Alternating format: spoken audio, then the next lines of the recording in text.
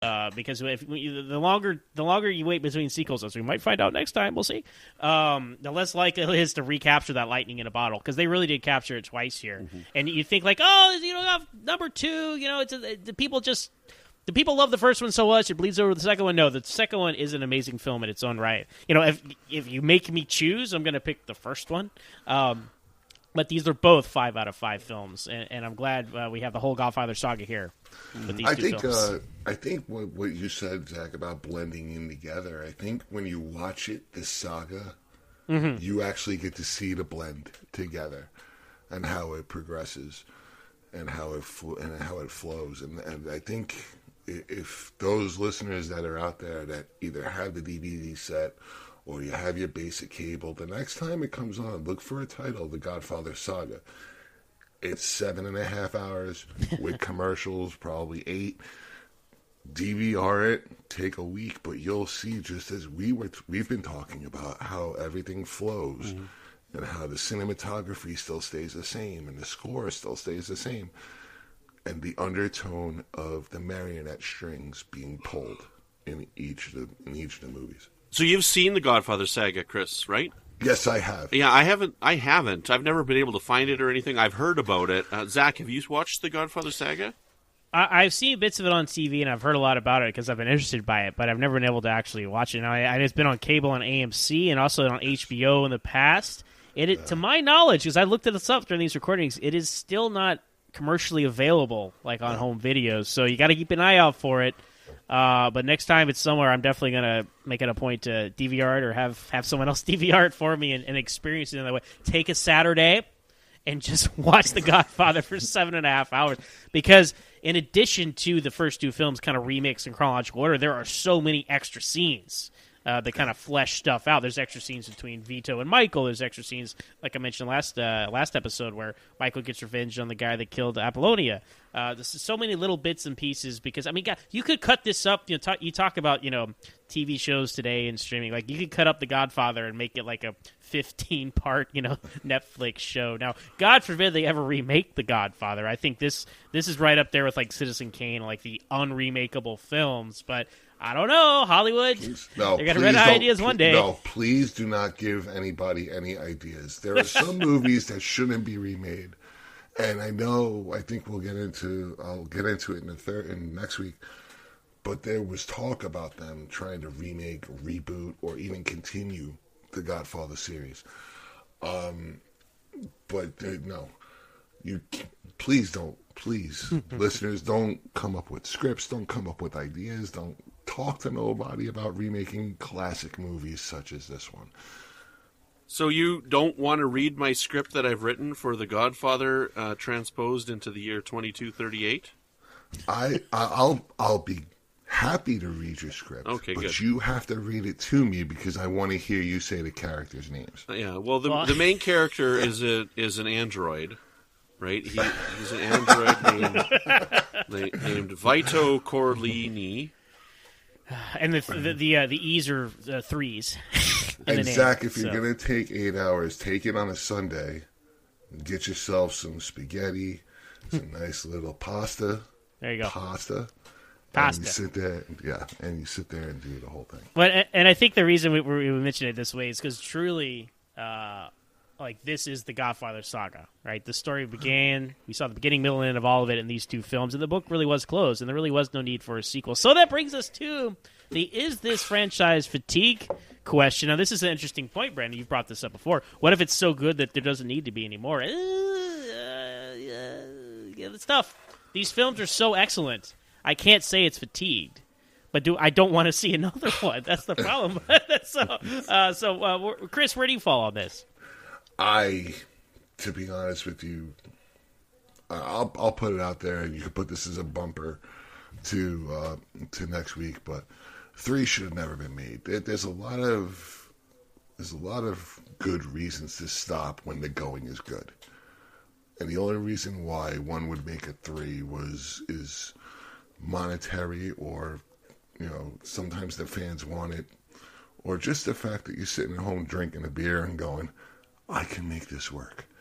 But I think the 2, it should have been left just as that. There should be no wondering what happens to Michael in the 80s, as in 3. But it should have been left at 2. See, I don't think it's fatigued, and I know that I'm clearly in the minority in this room about I don't think that 3 is as good, but I still think it's a masterpiece film. So I don't know. It'll be interesting because again, I haven't seen it in 17 years, so it'll be interesting next time to check it out again and see if my opinion has changed on it. Because it could very well have changed. I mean, I don't know. I could come back and be like, "What is this trash?" But I'm looking forward to checking it out again. I don't know. To me, that last scene calls for another movie. Just seeing Michael there alone and that angry look on his face, to me, calls for what's going on in his life later. I don't know. I completely disagree. I think that is the bookend. That is the closing of the book. Yeah, well, that is the reason why there shouldn't be a 3. Is that last scene? Mystery. That's all you need. Yeah, mystery. The mystery is, what's the word I'm thinking of? The mystery of what happens after the water cooler talk. That's what's fun. That's great. I mean, we experience this in any of our fandoms. It's what would have happened if? What would this? That's the best part about it. But my question is this, Brandon: what offer are we going to have to make you so you don't refuse to think like me and Zach?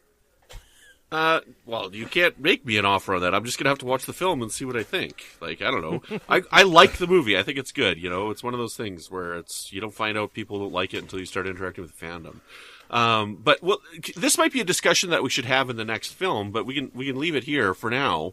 But, Chris, what do you think of the final shots of The Sopranos? Okay. I'll put it out there.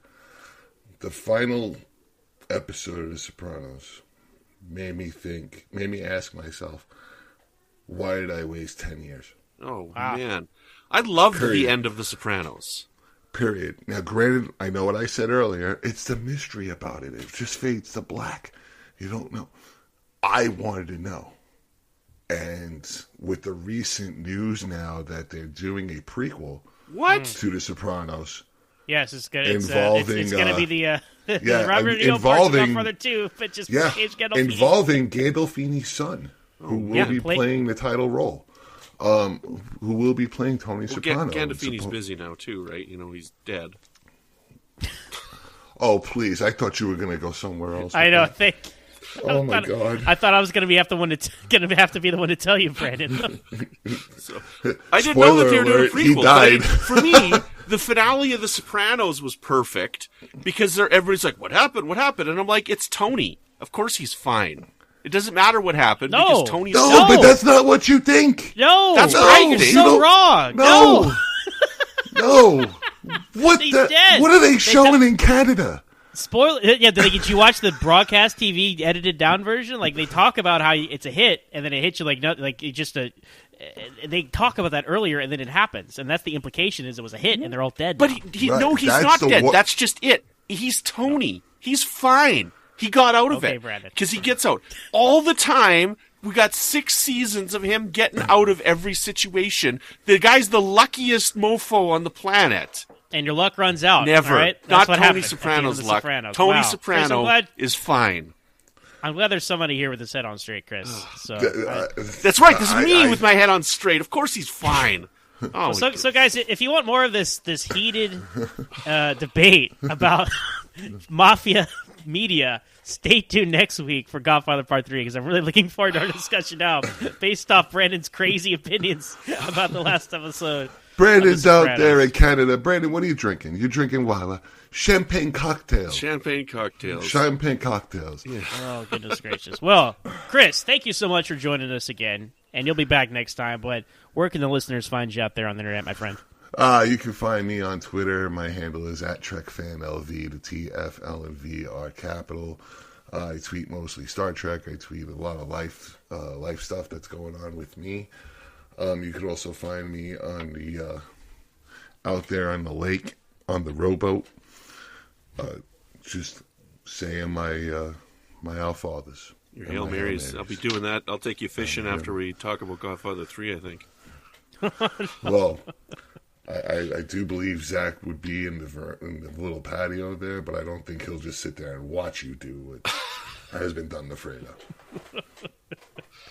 Because I'll make him an offer he can't refuse. All right, well, as for me, you can find me on Twitter at MoronZach. That's MoreOnCach. I'm also the host of my own podcast, Always Slow to Smallville, where we talk about each and every episode of the Young Superman show. You can find me on Twitter there at Always Smallville with one S. I'm also the host of Standard Orbit, Trek FM's original series podcast. We talk about all things old and new Captain Kirk and the Enterprise. And you can find us on Twitter at Trek FM. So, Brandon, when you're not putting hits out on your family members, where can people find you? You can find me on Twitter at Brandon Matella. You can find me on Trek FM with Melodic Treks, which is all about the music of Star Trek. You can find me on Trek FM with Warp 5 with my friend Patrick, which is all about Star Trek Enterprise. And you can find me on the Fandom Podcast Network, as well as our own independent feed with Good Evening, an Alfred Hitchcock podcast, where we cover all the Alfred Hitchcock films. And last but not least, every once in a while I poke my head up on the Cinematic Sound Radio Network with a show called Breaking the Waves, which is all about electronic film scores. Well, until next time, when we find out about the death of Michael Corleone. Mamma mia!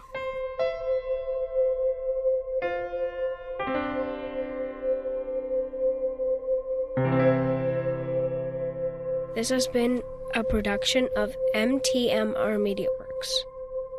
Broke my heart, Brandon. Broke my heart. Yes, the perfect ending to this episode.